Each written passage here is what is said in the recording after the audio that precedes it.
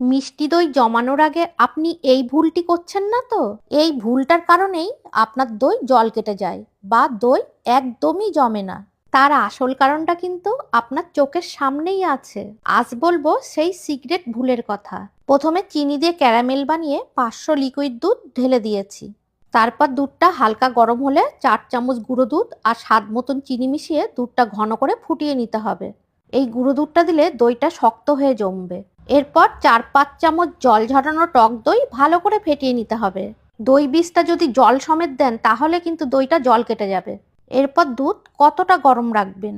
দুধের মধ্যে 10 সেকেন্ড আঙুল ডুবিয়ে রাখতে পারলেই তবেই দইয়ের বীজ মেশান। খুব গরম দুধ বা খুব ঠান্ডা দুটোতেই আপনার দই নষ্ট হবে।